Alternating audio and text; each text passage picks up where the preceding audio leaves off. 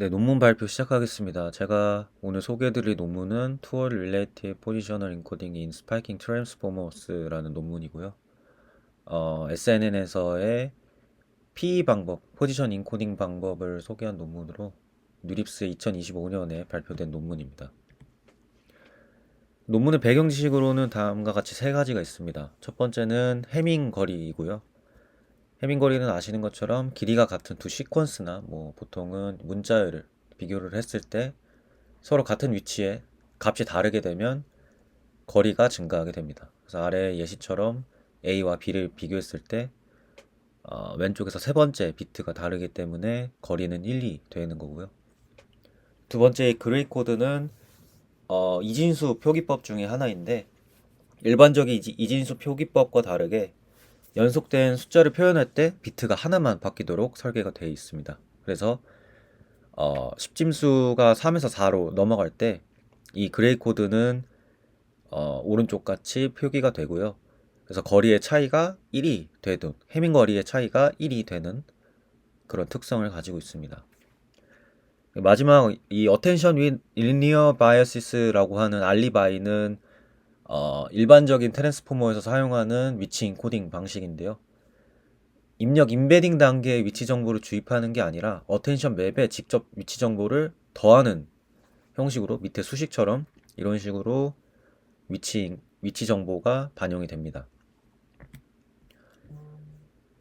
이 SNN은 스파이킹 뉴럴 네트워크 SNN은 연속적인 값이 아니라 이산적인 스파이크라고 하는 이벤트 단위로 정보를 처리하기 때문에 에너지 효율이 높다라는 장점을 가지고 있습니다. 이 보통 SNN의 트랜스포머 아키텍처에서 사용하는 위치 인코딩 방식은 이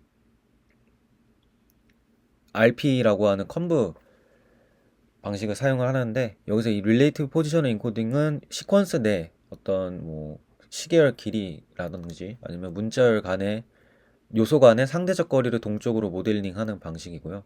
기존 SNN의 한계는 이 모호한 스파이크 표현을 가지거나 상대적 위치 관계를 통합하지 못하는 절대 위치 인코딩만 제한이 되었습니다. 그리고 ROP나 알리바이 같은 기존 ANN의 트랜스폼에서 사용했던 방식을 직접 사용하면 스파이크의 희소성이 떨어지고 또 앞서 말씀드린 것처럼 이산적인 스파이크 형태로 정보를 처리해야 되는데 이 앞에 ROP나 알리바이 방식은 부동소수점 방식으로 인코딩이 되기 때문에 이진성과 충돌이 된다라는 단점을 가지게 됐습니다. 그래서 논문에서 먼저 제안하는 거는 보통 어텐션은 닷 프로덕트로 쿼리와 키를 닷 프로덕트에서 계산을 하게 되는데 여기서는 이 SNN에서 사용하는 값들이 모두 이제 이진이라는 것을 바탕으로 XNOR 기반의 셀프 어텐션 방식을 계산식을 먼저 제안을 했고요. 여기서 장점은 쿼리 키가 0일 때도 이게 동일한 패턴으로 인식이 돼서 어텐션 스코어가 증가하게 되기 때문에 보다 좀 더 넓은 표현력을 가지게 되고 기존 방식에 비해서 위치 인코딩에 적합하다라는 장점을 가지게 됐습니다. 그리고 논문제 실제로 논문에서 제안하는 위치 인코딩 방식은 그레이피입니다. 그래서 처음 이제 백그라운드에서 말씀드린 그레이 코드 기반의 위치 인코딩 방식인데요.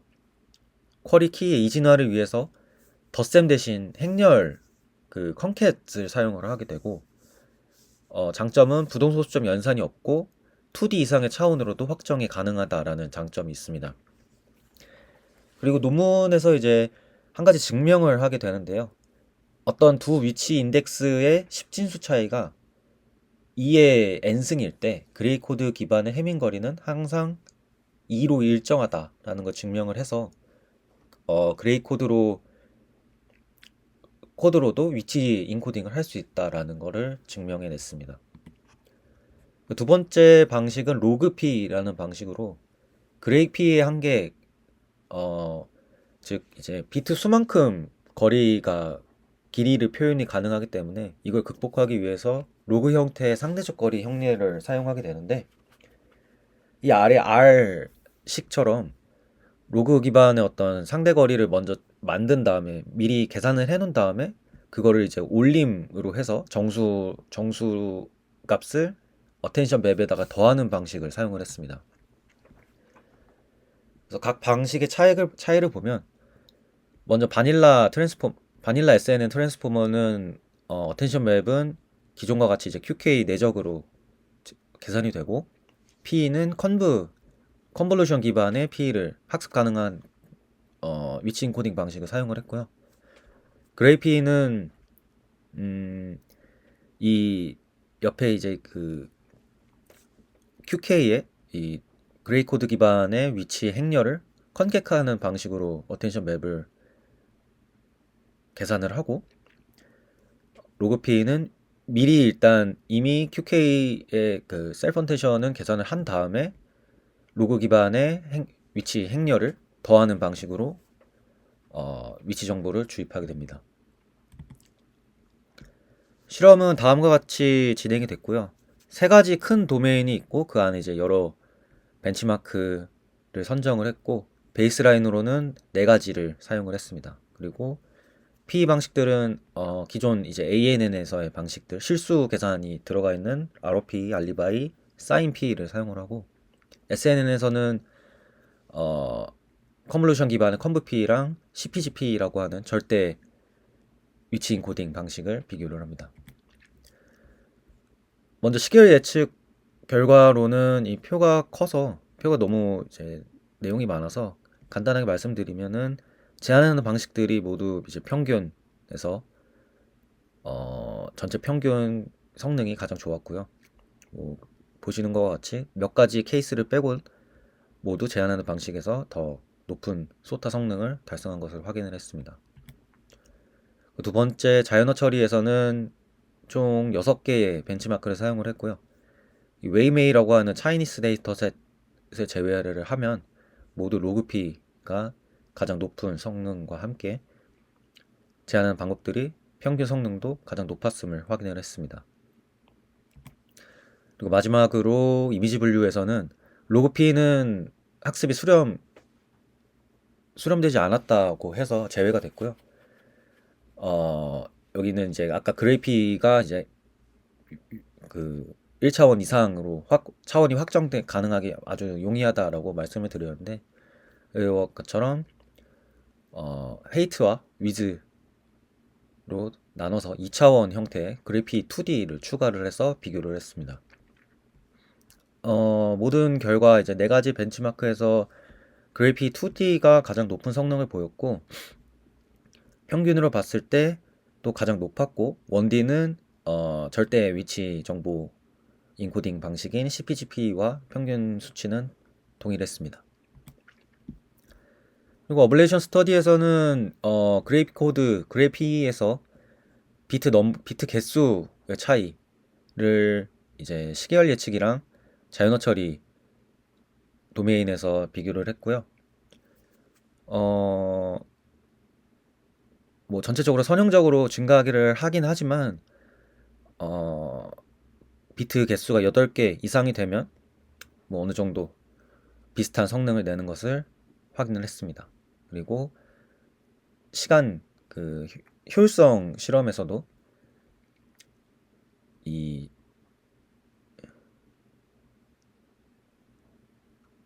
그 일렉트리시티 데이터셋을 사용했을 때도 그다지 큰 어떤 계산 오버헤드나 GPU 사용량이 그렇게 크게 늘어나진 않았음을 확인을 했습니다. 그래서 논문의 공헌은 제가 생각하기에는 스파이크 친화적인 정수 기반이긴 하지만 친화적인 위치 인코딩 방식을 제안을 했다라는 거고요. 두 번째는 그레이 코드 기반 거리가 일정하게 유지됨을 수학적으로도 증명을 했습니다. 그리고 마지막으로 다양한 모델 아키텍처와 도면에서 일관된 성능 향상을 달성했고요. 그렇지만 이제 한계도 몇 가지가 존재한다고 생각을 하는데 첫 번째는 로그 그래피의 경우 시퀀스 길이 이렇게 BT 개수가 무한하게 늘어나지 그렇게 사용할 수가 없기 때문에 시퀀스 길이에 한계가 있다라는 거고 로그피의 경우에는 이미지 분류에서처럼 특정 도메인에서는 학습이 불안정하다라는 단점이 있었고요. 마지막으로 재현성인데요. 어, 실제로 이제 제가 재현을 했을 때 논문에서 리포트된 수치를 얻지 못했다라는 어떤 한계가 있었습니다. 네, 이상입니다.